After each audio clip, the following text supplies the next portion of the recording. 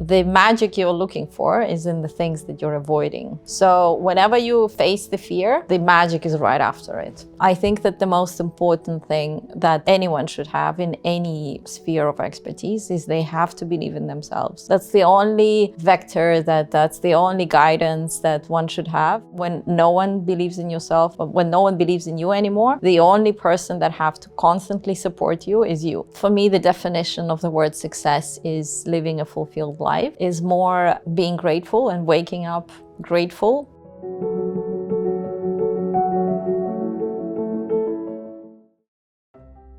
So my name is Ksenia. I am a wine expert with 18 years of experience. I was born and raised in Russia. Where I went to school, it's where I went to university. I studied linguistics in a university, a master's and a bachelor degree. Then I decided to conquer Moscow and I just packed my bags and left. I am extremely grateful to have one of the most fabulous childhoods. I had loving family, I had lots of friends, I was getting in all kinds of trouble, which we all have to do at some point in our childhood. I had been part of every musical, theater performance, everything that was happening on stage throughout, school times and university times. I was part of it, super creative, always surrounded by people, and it was a lot of fun to live that childhood performance dream.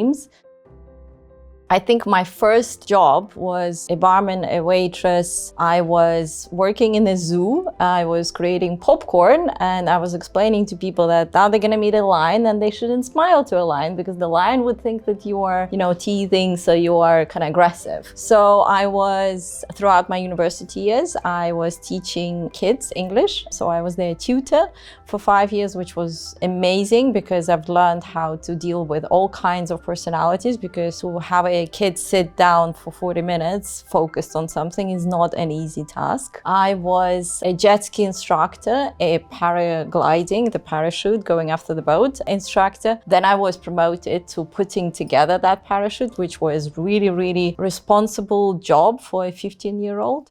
Well, the sommelier career did not happen until I moved to Moscow. So I think that the childhood memories that I have, one particular that kind of, channeled my character in a particular way, was when my sister was 13 or 12 maybe, and my sister, several years older than me, she said, I'm gonna go and study to, drive a car. And for me, it was something an adult would be doing, not a kid at all. I was thinking, okay, so I was excited about her. And she said, well, if everyone else can drive, then so can I. So this "so can I" was like almost engraved in my head, because whatever I was thinking of doing, I would say, okay, no one knew how to do that when they were a baby, but they do it now. They drive a car, they do anything in the world. They jump out on an airplane with a parachute. They, do mathematics of a level of cosmic, level. So can I. So in a way that kind of triggered that desire to test out whether I can do something or not. And it turns out that, I can do anything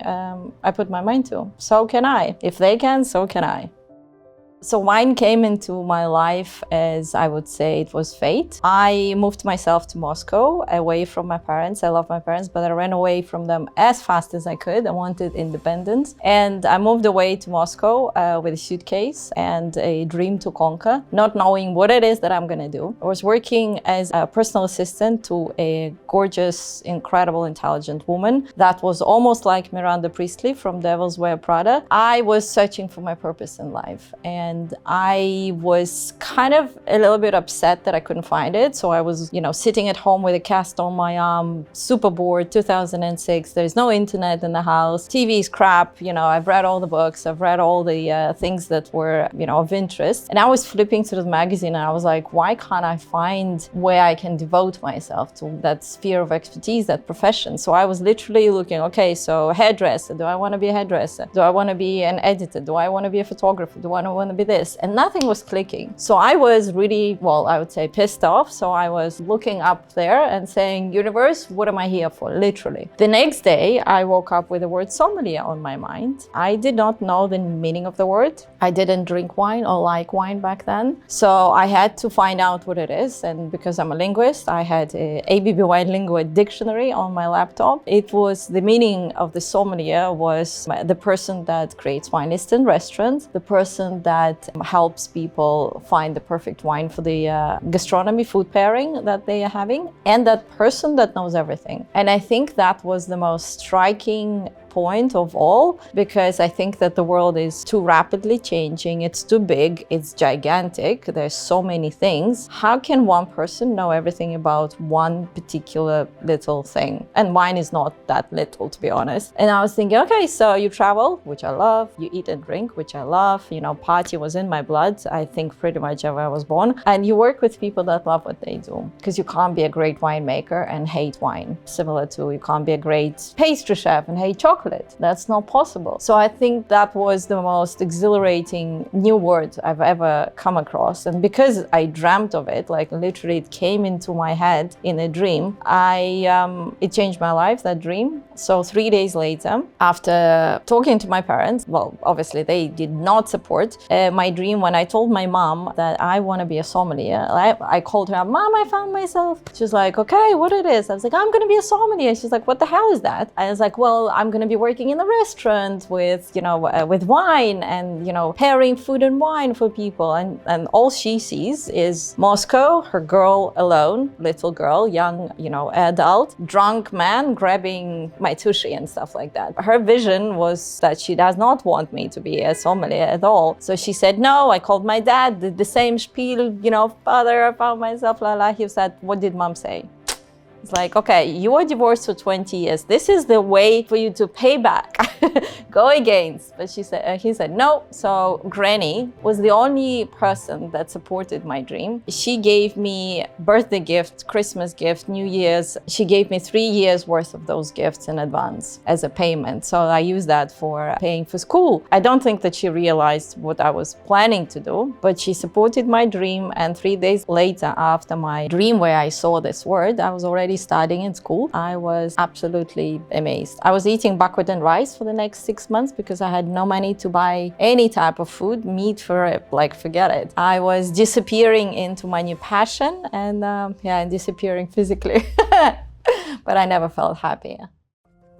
Well, the first challenge was the fact that I'm a 22-year-old, blonde, blue-eyed female sommelier, wherein obviously in the Russian world, in order to be taken seriously, you had to be 40 with a big tummy and a pince-nez and French, if that is the, wine profession. So in a 5-star hotel where I started, that was the biggest challenge, to be taken seriously. But at the same time, I very quickly realized that I just need to have as much experience, and I was reading and studying, and I couldn't stop studying because I thought that if I know enough or more than they do, they will take me seriously then. Yeah, I think that boldness is one of attributes that I created in my character based on that biased gender circumstances that I was put in. I think that any challenge that we have, female, male, doesn't matter, which profession, doesn't matter, as long as we focus on developing ourselves as professionals, and that is the focus, and we think that our glass is always half full rather than half empty, we can tackle anything that comes our way. It's when you focus on what's missing or how people are treating you, and that takes all your energy. Obviously, you don't have enough time to become the best in what you do. I think it's a waste of time.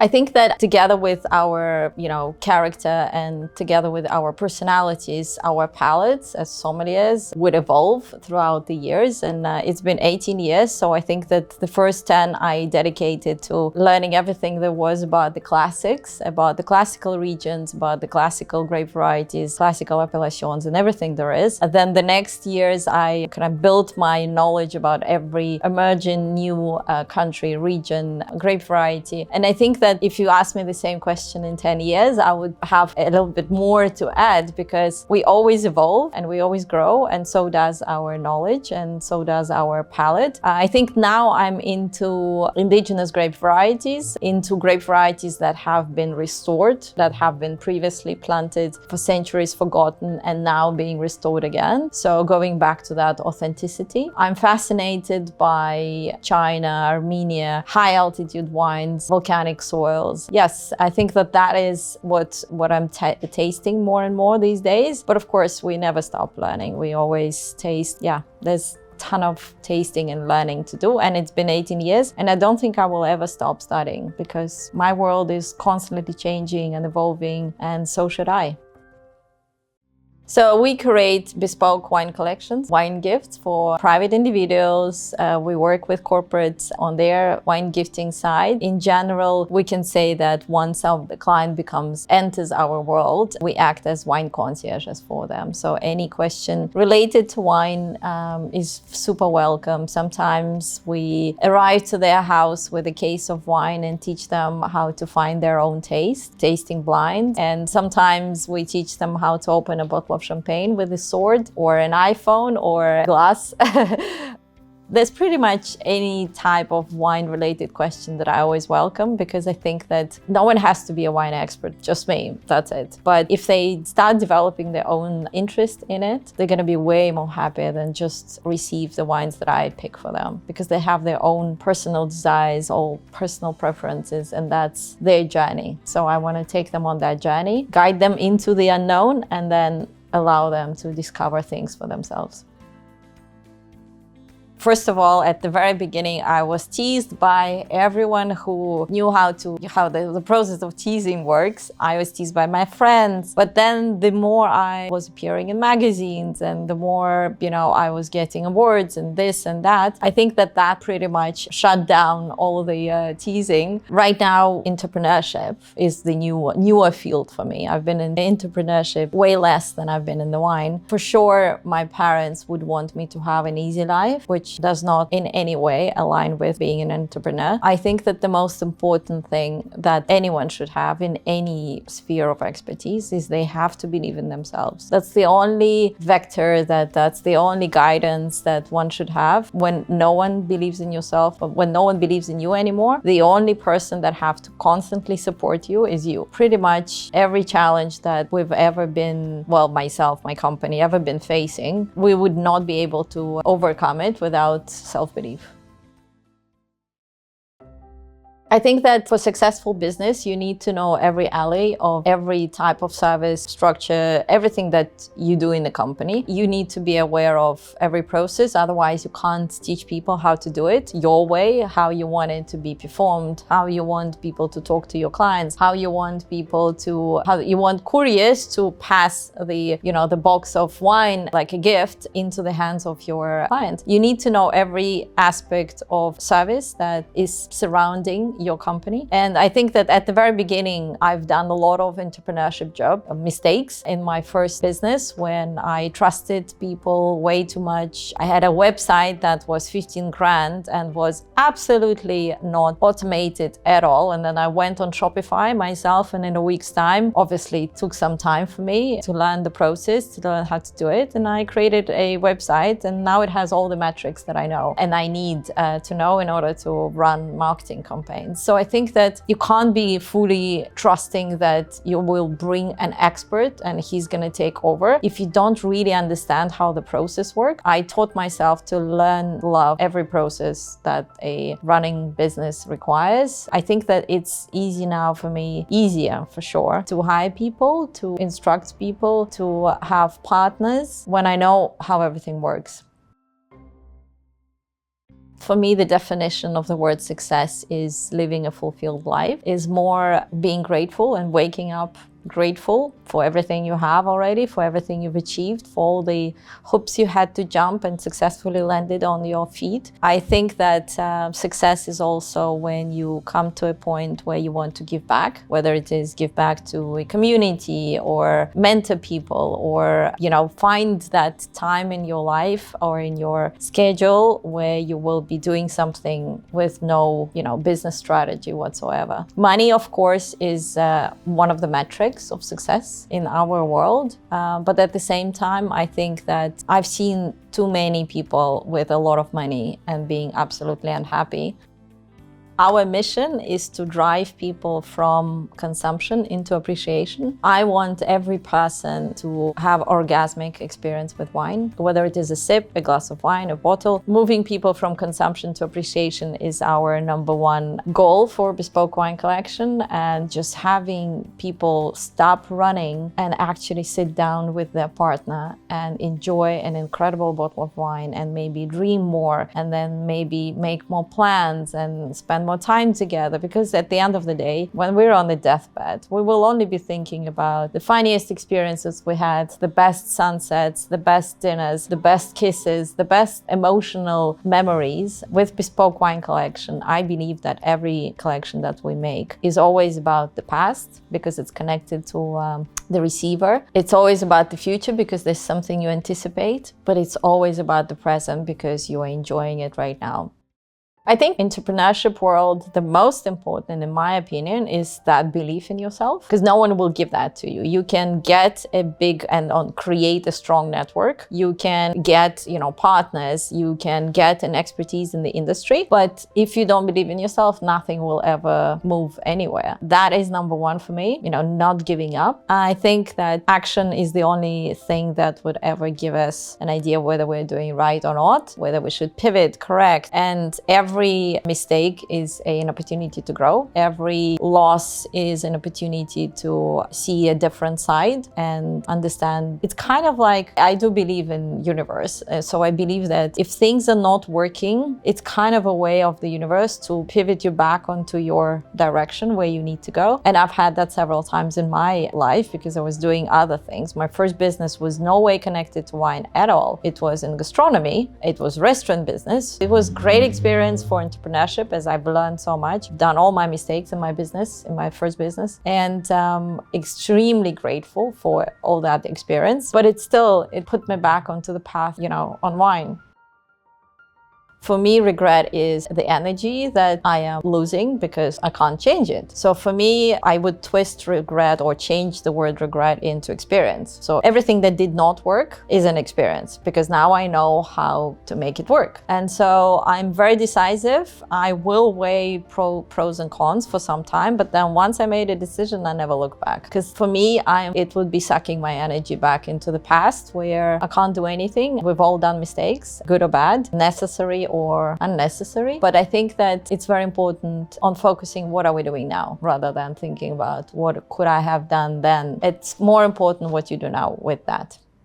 Best advice, I have this amazing saying that's constantly somewhere in my head. When I need it, it pops in. The magic you're looking for is in the things that you're avoiding. So whenever you face the fear, the magic is right after it. So whether it is you're fearful to go on stage, or you're fearful to do a live on Instagram, or do a stories with your face on it and all people sees your, everything else, you have to do it. Because if it triggers you, you have to do it. If it's right in your face, you have to do it, because then it will be appearing again and again and again. And so jump without a parachute, understand what would happen. Always think, what would happen if you don't take that step, or if you waste time, or if you waste that opportunity and you don't take it. I think that the more experiences we have, and obviously I'm talking about the good influence experiences, the better we understand ourselves, the better we understand our path. And yeah,